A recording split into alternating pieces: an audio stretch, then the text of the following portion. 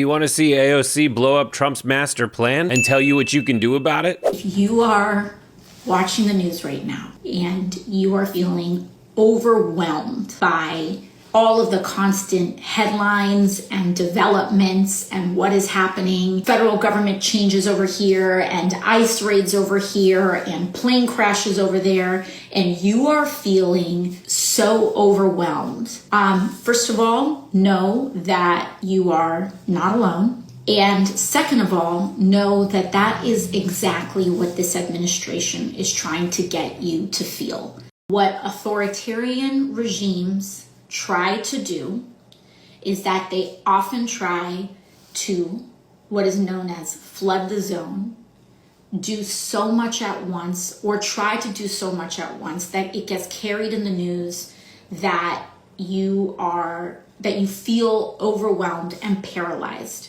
And it's important for you to understand that the paralysis and shock that you feel right now is the point. They are trying to induce a state of passivity among the general public. And do you think she's just making this up? No, here's Steve Bannon outlining it like 7 years ago. The opposition party is the media. And the media can only, because they're dumb and they're lazy, they can only focus on one thing at a time. All we have to do is flood the zone. Every day we hit them with three things.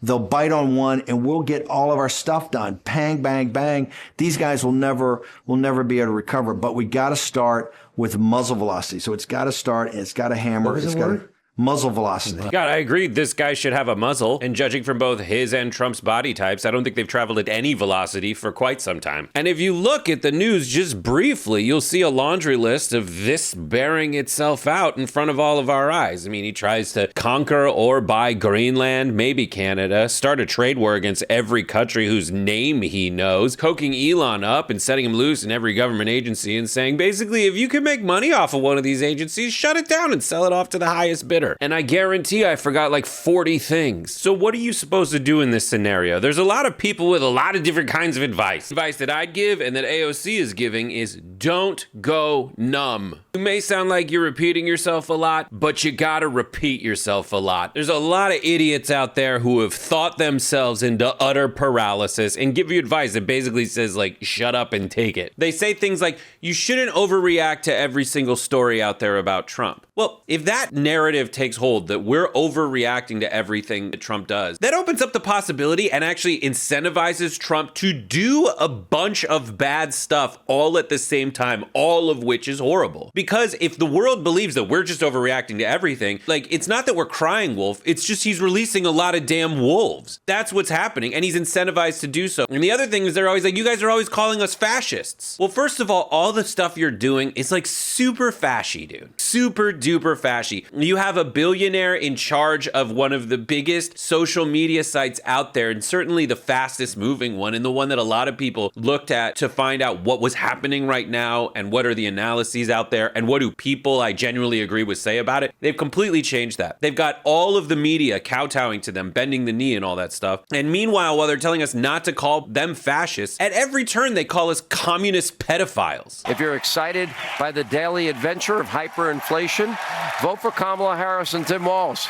These two economically, frankly, illiterate radicals with a penchant for literal communism are promising to drive our economy right off the cliff. We can't afford Kamala Harris. She's a dangerous Marxist who wants to turn America into San Francisco. Fidel Castro came in. The reason he took over power was he convinced all the business sector in Cuba that he was an anti-communist, that he was pro-capitalism. The Sandinistas did the same thing before they got into power. Now, I know there's not going to be a revolution here. We're going to have an election. But could it be the dark side that all this talk is just talk and she wants to go really far to the left, even further than Biden has gone? Do you believe that the Communist Party has been grooming Tim Walz? We must defeat Comrade Kamala Harris. I use that term because you know what that term means, right? Communist. She's a Marxist, communist, fascist, socialist. There's a radical left Marxist, communist, fascist. She's a Marxist. She's a fascist. It is the enemy from within, and they're very dangerous. They're Marxists and communists. Kamala Harris was not a communist Marxist psychopath, but that didn't stop them from calling her one. They're being fascists actively right now. Call them fascists. 4 years ago, they tried to suspend the Constitution. Elon is actively looking to end Social Security. So don't let them scare you into thinking it's like gauche to fight back. We need to repeat this stuff as much as possible. And we need to convince the folks that are even remotely seen as neutral arbiters of this that we're actually right about that. And I would argue like the insight that I'm laying out might be more interesting, fun, compelling, engaging, annoying, all the stuff that has a life on the internet than the crap that they're just doing over and over again. That itself should get boring to the masses. Oh my God, every time we call them a fascist for doing a Hitlerian thing, they call us communists even though we're not doing anything remotely close to it. Like, did you hear this dude? Fidel Castro came in. The reason he took over power was he convinced all the business sector in Cuba that he was an anti-communist. Could it be the dark side that all this talk is just talk and she wants to go really far to the left? I mean, what even is really far to the left in this day and age? I mean, what if we just want to go back to how things were at the end of Reagan's administration, when the top 1% only had 22% of the wealth in America, as opposed to over 30? How about back when we won World War II and started sticking it to those commies? How about when we had that tax rate? Is that being communist, advocating for a tax rate like this? When we were beating the communists? Let's just say this back to them. Let's pick some messages and attack them with those messages. And in her recent appearance on Jon Stewart's show, AOC offered a brilliantly coherent and simple messaging strategy. People are struggling so much right now. $15 an hour is nothing.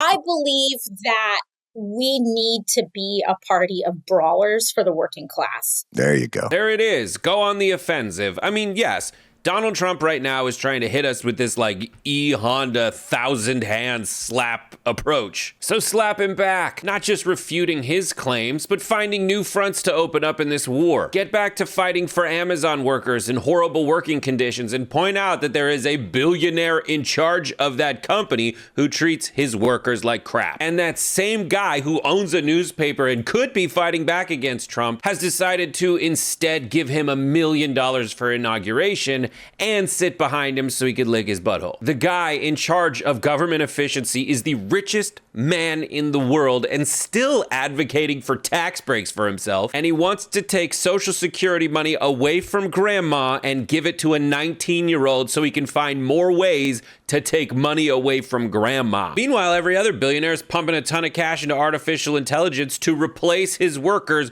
with machines. And the last place people can pick up extra cash, what, like rideshare driver? Well, Elon's trying to replace all of them with driverless cars. But still, this weird Reaganite conservatism, survival of the fittest, capitalism, wilderness myth manages to paint all these rich guys as what? Champions of the working class? Nuh-uh. And as we're all sitting out here without hope to make a good living, they head off to the crypto casino to strike it rich. But of course they don't. That's all just a scheme to make Trump rich at his followers' expense. Anyways, I don't know, man. We just need to practice message discipline, and that means saying the same thing over and over again. It might suck, but you gotta do it. Because that's what they did. They poured billions of dollars into a right-wing media and international social media ecosystem so that they can get a lot of the stuff we take for granted is just like, that's just how it is. They did that by repeating it over and over again, not by having better ideas. But that's just my take on it. What do you think? Like and subscribe. Write every idea you have down here. We'll brainstorm and then pick them and share them with 1 million people. Literally just 1 million.